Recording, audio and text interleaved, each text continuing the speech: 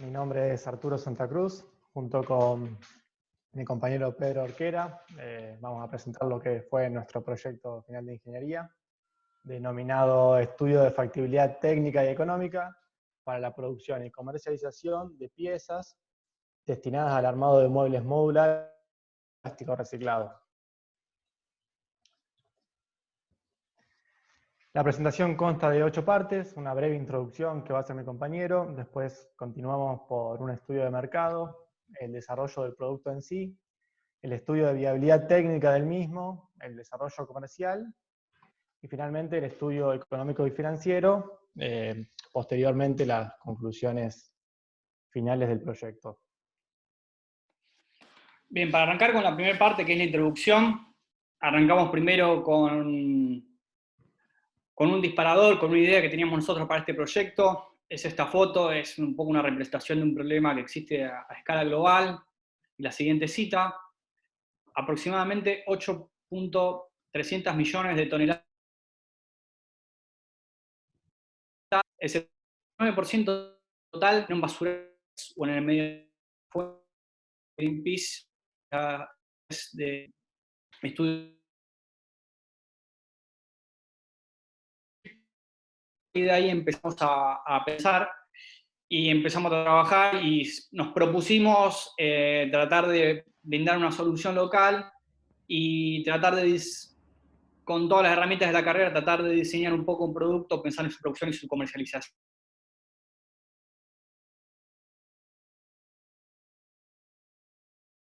Nosotros pensamos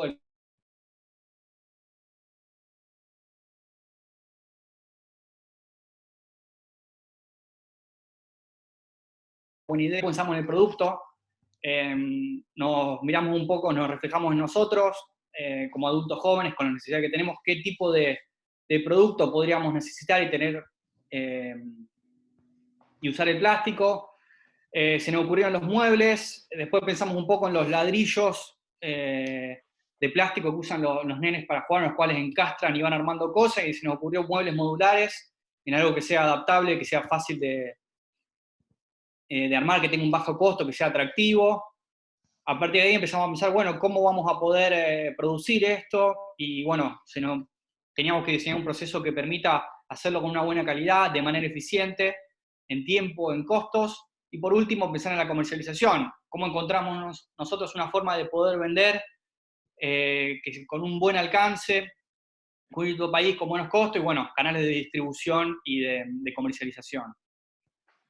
Enseguida planteamos los objetivos específicos en términos académicos, están citados.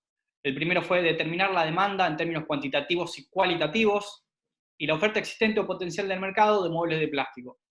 Después, estudiar el tamaño adecuado de la planta para optimizar los niveles de producción, y por último, analizar la rentabilidad obtenida de la inversión realizada, esto acompañado de que primero había que calcular cuál era la inversión necesaria. Arrancamos con los antecedentes y el estado de arte. El plástico es un polímero, en particular es un polímero sintético, así que una breve línea histórica.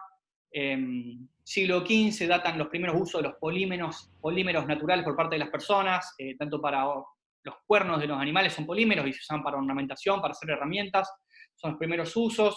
Lo que ocurrió después en el siglo XIX fue que se involucró la actividad científica y esto llevó a que se formalicen procesos, se patentó el proceso que sintetiza el caucho sintético. Esta patente le hizo un hombre de apellido Goodyear, Goodyear como el nombre de las cubiertas de vehículos, y lo que ocurrió después en el siglo XX y lo que ocurre ahora en la actualidad es que el uso del plástico llega a la industria porque tiene muchísimos usos, y el plástico es lo que permite, entre otras cosas, que los vehículos sean más livianos y que los alimentos lleguen en condiciones para ser consumidos. ¿Qué ocurrió con todo eso que mencionamos recién? La masividad generó contaminación. La contaminación es la acumulación del desecho plástico en los ambientes naturales, con un negativo impacto en los mismos los seres vivos que se mueren, ambientes naturales que se destruyen por esta acumulación de desechos.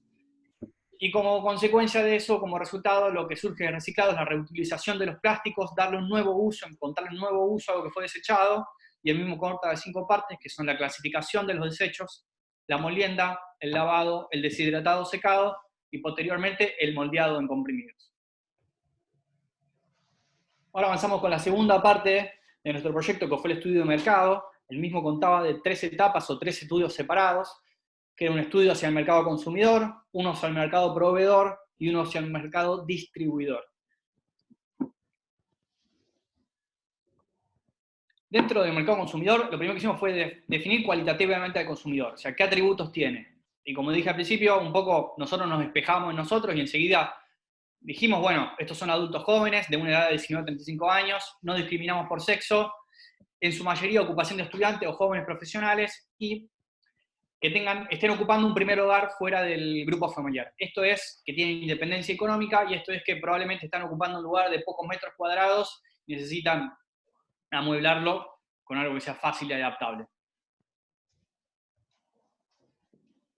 Después pasamos a lo que es definir cuantitativamente la demanda. Y para esto nos basamos de fuentes de información. Primero trabajamos con fuentes de información existentes. El INDEC nos brindó muchísimos datos y también una encuesta nacional de jóvenes del año 2014 que cruzando datos entre censos del INDEC y esta encuesta, nosotros logramos obtener que existen más de 4.700.000 personas que cumplen con los atributos de la definición cualitativa, es decir, adultos jóvenes que mencionamos anteriormente.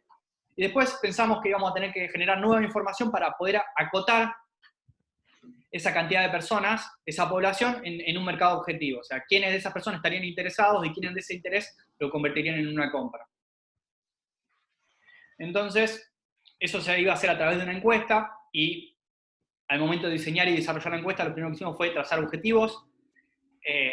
Los objetivos eran estimar una posible demanda del producto, ponerle un número a esa demanda, conocer el precio que iba a estar dispuesto a pagar. Esto nos iba a permitir cuál iba a ser nuestra estructura de costos que podíamos tener, y después cuáles son los principales atributos cualitativos que el mercado consumidor valora en este tipo de productos. Entonces esto nos iba a ayudar a nosotros para diseñar el producto, paso que hacemos más adelante. Después planteamos una hipótesis. Esta hipótesis, la idea es que nosotros con la información que vamos a tener en la encuesta íbamos a poder refutarla o no. La hipótesis es que la población comprendida entre 20 y 35 años manifiesta estar comprometida con el cuidado del medio ambiente, traduciendo el mismo, es decir, ese compromiso, en hábitos de consumo que procura prácticas más vinculadas con la cultura del reciclado. Por lo tanto, existe una demanda suficiente para asegurar la viabilidad del proyecto. Bien, este es un concepto que sacamos de probabilidad estadística. Nosotros, con un anuario de población estadístico de la Municipalidad de Rosario, pudimos establecer que nuestra población de interés iban a ser más de 130.000 personas. Era un número conocido para nosotros, y entonces de ahí teníamos que calcular un tamaño de muestra, cantidad de encuestados, para que esta encuesta tenga peso estadístico significativo. Está citada en la filmina la fórmula, se eligió un nivel de confianza de 90%, y como resultado sabíamos que teníamos que entrevistar a 271 personas de la ciudad de Rosario para que esta encuesta tenga validez. Compartimos resultados de la encuesta, son bastante claros. Tenía 4 partes la encuesta. La primera era acerca del consumo y nosotros pudimos concluir muy objetivamente que existe conciencia ambiental. Sobre el segundo producto, la segunda parte, que era sobre el producto, pudimos concluir que existía un interés del producto porque había muchísima gente, cerca de un 50% nos dijo que la adquiriría. Tercera parte, en cuanto al dinero, nos dijeron que estaban dispuestos a pagar entre 3.000 y 8.000 pesos. Entre esos números iba a tener que estar nuestro precio de venta. Y por último, en cuanto a información extra, sabíamos que en su mayoría los encuestados eran personas que vivían ellas mismas o con una persona más. Entonces, vivienda de una o dos personas, pocos metros cuadrados. Concluimos que existe el mercado potencial y damos por aprobada la hipótesis. Entonces, ese número de 4.700.000 personas que mencioné al principio, que eran personas que cumplían con estos atributos que mencionábamos, nosotros desarrollamos un indicador proxy que llamamos deseo de compra, que lo establecimos en 60%. Después de hacer la encuesta, bajamos el número de potencial clientes, más de 2.800.000, que eran personas interesadas. Sin embargo, ese interés puede no concretarse en una venta por cuestiones subjetivas o cuestiones de precio o diseño y demás. Entonces nos quedamos con un número estimativo de 2.400.000 personas que adquirirían por lo menos un mueble cada una, en todo el país. De la encuesta que fue en Rosario se extrapola al resto del país.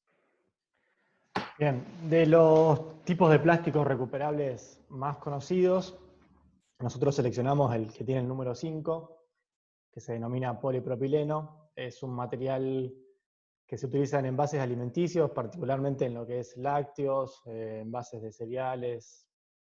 Se usa mucho en la industria automotriz, para los tableros, para el volante, en juguetes y en muebles, que es el uso que pretendemos darle. El polipropileno, además, es uno de los que está presente en su mayoría en los residuos cotidianos de las familias. Es un material ligero que presenta una buena resistencia mecánica, es un excelente aislante eléctrico, posee un alto punto de fusión y tiene muy buena resistencia química, como así también es altamente impermeable al agua. ¿Qué pasa en Rosario con los residuos? El municipio es quien se encarga de la recolección de los mismos, dispone para la sociedad 430 contenedores de color naranja que conocemos, están ubicados sobre todo en lo que es centro y macrocentro de la ciudad, y en total hay más de 700 centros de recepción, que pueden ser escuelas, industrias, lugares públicos, hospitales, donde se clasifica la basura, digamos. Se estima más o menos unas 135 toneladas por día en residuos plásticos que pueden ser recuperados. Quienes se ocupan luego de lo que sería la separación de los residuos y la posterior comercialización de los mismos, son cooperativas. Nosotros tuvimos la oportunidad de contactarnos con una cooperativa que nos podía proveer de alrededor de 30 toneladas mensuales de polipropileno, lo cual era más que suficiente para nuestras expectativas de venta.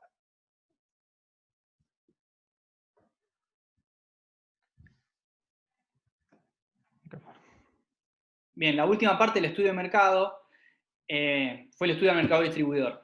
Acá adelantamos algo que surgió más adelante en el desarrollo comercial, y es que decidimos que las ventas iban a ser de manera online, comercio electrónico, con envío a todo el país. Esto no iba a permitir tener alcance a todo el país, y de ahí surgió que íbamos a necesitar tener una empresa, alguien que nos tercerice el servicio de envío.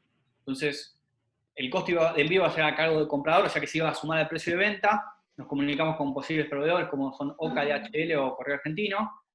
Y existen envíos regionales que son menores a 500 kilómetros, con un costo entre 500 y 800, y los nacionales que tienen un costo de entre 800 y 1200 son envíos de más de 500 kilómetros. Por la ubicación de la ciudad, por la distribución poblacional, nosotros definimos que el costo de envío para las cuestiones del estudio va a ser un costo de envío estándar de 650 pesos. Bueno, ahora vamos a pasar a hablar del desarrollo de producto. A partir de la encuesta, como nombró Pedro antes, lo que pudimos fue obtener además datos de los atributos que eran más valorados por los encuestados. Dentro de ellos estaba la adaptabilidad de estos muebles a los distintos ambientes de una casa, porque pueden estar en un living, en un comedor, una cocina o un baño.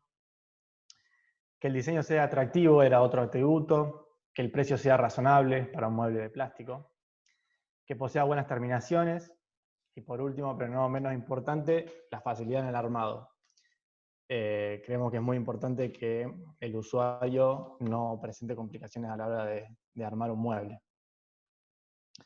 El producto principal nuestro es lo que denominamos placa 360 x 360, el nombre se lo atribuimos a las medidas. También posee un espesor de 15 milímetros, un volumen de 1800 centímetros cúbicos, lo cual representa una masa de 1,6 kilogramos. Este producto se confecciona con una matriz única, es un único molde, y eso creemos que es la principal propiedad a la hora de diseñar un producto que luego va a ser parte componente de varios. Se diseñaron además 3 piezas complementarias, que son los conectores, las bisagras y los soportes. Los conectores son de vital importancia, pues son los que van a unir pieza con pieza para poder formar las distintas combinaciones. Y las bisagras las vamos a poder ver en los modelos que tengan puertas. Les mostramos algunos ejemplos. Estos son 2 ejemplos de modelos que se pueden armar con 11 piezas. Vemos a la izquierda cómo uno de los dos presenta una puerta y utiliza las bisagras. Acá vemos modelos de 16 piezas, que también pueden ser muebles de cocina, de baño, estanterías, alacenas. Acá hay diseños de 20 piezas. En la izquierda podemos ver un escritorio. Y a la derecha lo que puede ser un rack para poner un televisor, un equipo de audio, etc. Vamos a pasar a ver la parte del estudio de viabilidad técnica. Esta pieza de 360 que mostré antes se realiza mediante un proceso de inyección. La máquina que realiza este proceso es la máquina inyectora. Una máquina inyectora se compone de 3 partes, una unidad de moldeo, una unidad de control y una unidad de inyección.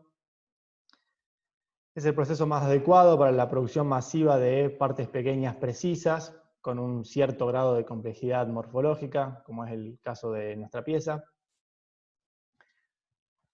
El proceso de inyección comienza con el granulado que se ingresa de un polímero en la tolva.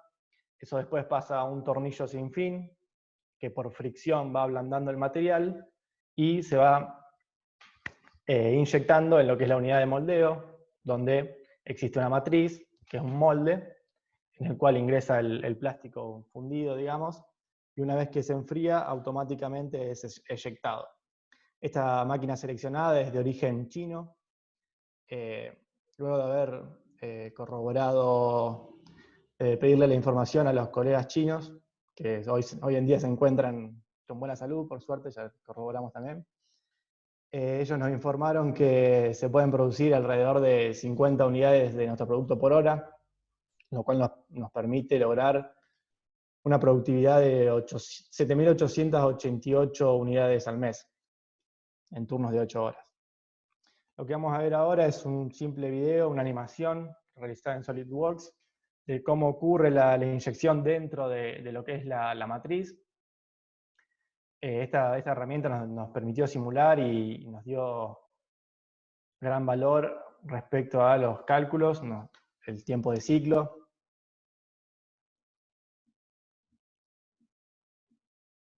Bien. Bien, vamos dentro de la viabilidad técnica, vamos a hablar un poco del layout, la disposición en planta. Este diagrama bastante sencillo, lo que muestra un poco es la ubicación de las partes, estando sobre la entrada más próxima el molino para moler los materiales que vienen molidos del proveedor, el almacén o los pallets donde va a estar la materia prima, cerca de la alimentación de la tolva, y después la máquina inyectora, cerca de la descarga de la misma, nosotros vamos a poder acopiar ahí en los capachos el producto terminado, permitiendo así la libre circulación, una buena minimización de movimientos, que sea flexible entre cambios o futuras reformas, y una adecuada ubicación del stock. Bueno, respecto a las materias primas y el almacén de las mismas, el proveedor las comercializa por lo general en bolsas de 25 kilogramos. La idea es utilizar pallets de madera. En un pallet se pueden ubicar hasta 55 bolsas de 25 kilos. Y la otra posibilidad es maxi bolsas de 1.250 kilogramos, que también son soportadas por estos pallets de madera de 1 metro por 1,20 metros, con una capacidad máxima de 1.400 kilogramos. Lo mismo para lo que es producto terminado, también se utilizarán este tipo de pallets. En cuanto al movimiento de materiales, consideramos la utilización de un apilador eléctrico, que es de fácil manipulación en espacios reducidos, acepta una carga de hasta 1.600 kilogramos y nos permite trabajar a una segunda altura para poder ubicar una doble disposición de pallets. Vamos a ver algunas consideraciones de higiene y seguridad. Respecto de los elementos de protección personal, creemos que es necesario utilizar guantes de seguridad, zapatos de seguridad, protección ocular, protección auditiva. En cuanto a lo que es protección contra incendios, lo que hicimos fue calcular la cantidad necesaria de matafuegos para la planta que mostramos antes. La cantidad de matafuegos se calcula a partir de las características y el área de los lugares de trabajo, la importancia del riesgo, la carga de fuego y la clase de fuego involucrado. En este caso, como estamos trabajando con materias primas que son polímeros, y como también pretendemos poner palet de madera, ambos son de clase de fuego A, son combustibles. Por lo tanto, luego de haber calculado todo con estos parámetros, obtuvimos que íbamos a necesitar como mínimo 2 matafuegos de 10 kilos del tipo ABC, con un potencial de extintor 6A30B. También consideramos que era importante agregar sensores de humo autónomos para un caso de incendio. Respecto a la ventilación, sabemos que debe disponerse de ventilación natural. En función del número de personas, se calcula un caudal suficiente en metros cúbicos por hora por persona. De no ser suficiente, deberíamos considerar la utilización de algún mecanismo, de algún extractor mecánico de aire que permita el flujo como se ve en la figura. En cuanto a la iluminación y al ruido, sabemos que la iluminación debe ser la adecuada, las fuentes no deben producir deslumbramientos, y es importante utilizar un sistema de iluminación de emergencia en caso de que se trabaje en horarios nocturnos. Respecto al ruido, el nivel sonoro no debe superar lo que dice la ley. Sabemos por la información que nos dieron los proveedores que la máquina cumple con estas normativas, y las posibles vibraciones que pueda tener la misma pueden ser absorbidas mediante tacos antivibratorios compuestos por una base de goma. Bien, vamos a continuar con el desarrollo comercial, que es la quinta parte de este proyecto y presentación. Lo primero que hicimos fue un desarrollo de marca. Se conoce la marca como el conjunto de emociones, de experiencias, percepciones que tienen las personas por relacionarse con el producto. Y de ahí surgió el nombre, Recuplastic Muebles, algo recordable, que sea descriptible sobre lo que hacemos. Se acompaña por el logo de los cuadrados entrelazados, que es una clara referencia a la placa 360. Y se eligió el color verde porque, bueno, en el imaginario popular el verde es un color que se relaciona con lo ambiental, con la ecología, con el reciclado y con el medio ambiente.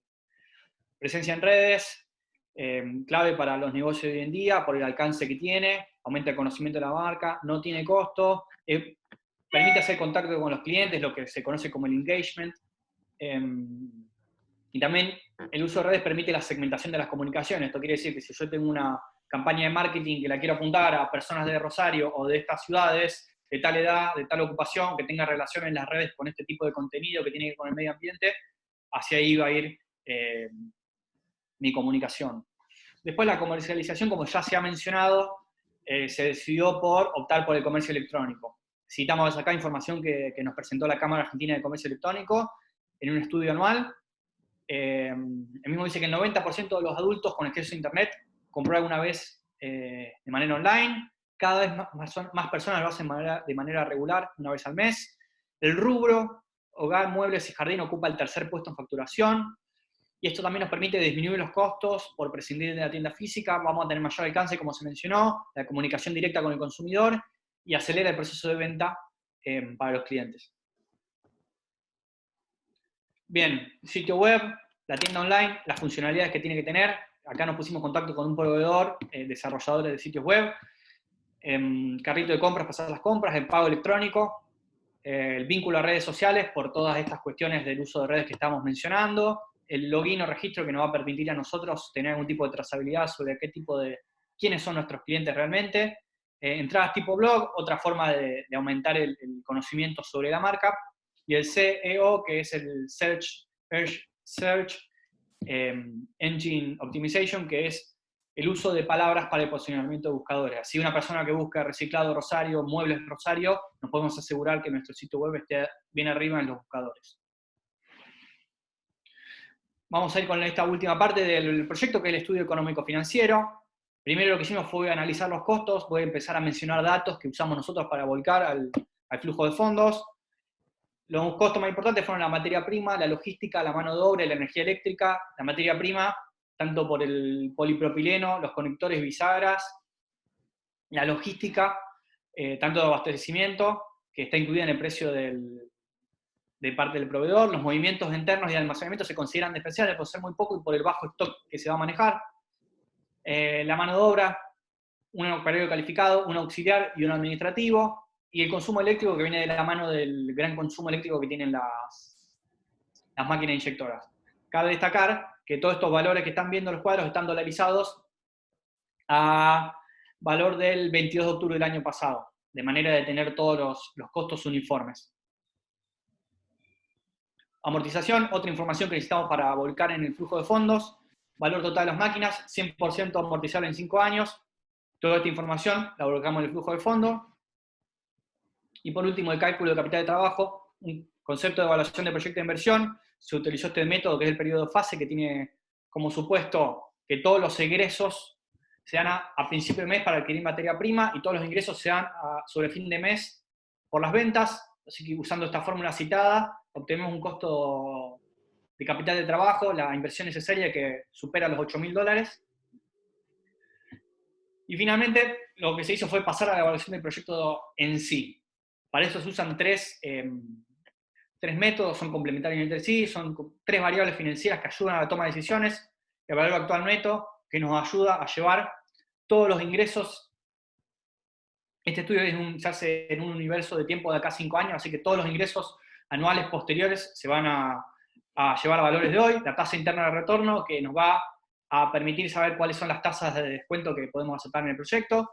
Y el periodo de recupero de la inversión, que es un periodo en tiempo, un espacio de tiempo que vamos a tardar nosotros en recuperar la inversión. En base a los resultados de estas variables que mencioné, son los criterios de evaluación, ya que si el VAN, la TIR es menor, mayor o igual a 0, vamos a tener distintas opciones. Y acá lo que buscamos es que tanto el VAN como la TIR sean mayores a 0, porque nos va a indicar a nosotros que la rentabilidad es superior a la exigida después de recuperar toda la inversión. Ese es el escenario que planteamos nosotros. Y después en la confección del flujo de fondos nos manejamos con estos supuestos, que es un esquema sin toma de financiamiento, flujo de caja en términos reales, ya que no tenemos en cuenta la inflación. Los valores, como se mencionaron, son en dólares estadounidenses. El equipamiento no tiene valor residual. El cálculo de capital de trabajo con el método mencionado, y la tasa de descuento elegida, que es del 15%, y esto es una tasa de descuento de referencia para proyectos nuevos. Con toda esta información, lo que se obtuvieron estos resultados: un VAN mayor a 0, una TIR mayor a 0 y un PRI de 3,74 años, que es aceptable para este periodo de tiempo que tenemos nosotros de 5 años. Lo que sigue después del flujo de fondos es lo que se conoce como análisis de sensibilidad. Es otra herramienta que ayuda a la toma de decisiones y nos permite a nosotros saber qué tan sensible es el proyecto a ciertas variables. Nosotros como variable clave entendemos o interpretamos a la cantidad de ventas, ya que es un producto nuevo, bajo todo punto de vista. Entonces usamos 2 métodos, que son el análisis de punto crítico y el análisis de escenario, complementarios entre sí también, en el cual en el primero, en el análisis de punto crítico, nosotros determinamos qué tanto puede variar la cantidad de ventas para que el VAN sea 0. Cuando el VAN es 0, el proyecto deja de ser atractivo, y este resultado fue de 11.820 unidades. Y por otro lado, el análisis de escenarios, que lleva un poco más de complejidad, lo que requiere es que se haga un análisis del entorno, desde el punto de vista económico, político, social, el contexto en el que va a estar inmerso el proyecto, para saber qué escenarios posibles podemos tener. Para el análisis de sensibilidad y para el análisis de escenario, nosotros trabajamos con el IPI, que es un dato que nos brindó el INDEC. Es un índice de producción industrial para el rubro muebles e industrias. El IPI interanual entre 2018 y 2019 fue de menos 13,1%, una caída en la actividad de 13 puntos porcentuales, producto de un ciclo recesivo de la economía argentina del cual todos estamos familiarizados. Entonces, nosotros como supuestos, para plantear estos escenarios pesimistas y optimistas, dijimos, bueno, lo tomamos con un parámetro que impacta directamente las ventas. Ventas en el año 1 van a ser un 13% menor a lo planteado. Entonces después, otro supuesto es que de acá, como nosotros estamos impulsando a hacer un proyecto, pensamos una recuperación económica. Y la diferencia es que para el escenario optimista y pesimista, la recuperación o velocidad de recuperación va a ser distinta. Como se ve en este cuadro, en el cual nosotros sobre las líneas está la cantidad de ventas, verde optimista, en oscuro normal, y en el rojo el escenario pesimista. Eso se ven sobre el margen izquierdo, que es cantidad de ventas, y sobre la derecha y sobre las columnas en el gráfico tenemos los puntos porcentuales de variación de ventas. Entonces, como se ve, las columnas rojas son un escenario pesimista que llevan a un crecimiento leve hasta tener una recuperación de los 13 puntos en el año 5, y a diferencia del escenario optimista en el cual nosotros tenemos una recuperación a mediados del tercer año, y no solamente una recuperación, sino un crecimiento de 13 puntos positivos en un escenario optimista. Esto impacta en tener en el escenario pesimista menores ventas que en un escenario normal, y en el escenario optimista tener mayores ventas que en un escenario normal. Esto nos lleva a construir dos flujos de caja nuevos para estos dos escenarios, con estos números, estas cantidades de ventas en términos absolutos, nuevo BAN, nuevas TIR, nuevos PRIM, y para el escenario pesimista, que lo vemos en el recuadro rojo, vemos que las ventas han caído a un 95,7% del total, que las ventas en términos absolutos son menores al punto crítico. Esto ya nos lleva a ver que el BAN es menor a cero, por eso estos dos criterios son complementarios. ¿Esta qué situación es? Que la rentabilidad es inferior a la exigida después de recuperar la inversión. Se recupera la inversión por el valor positivo de la TIR.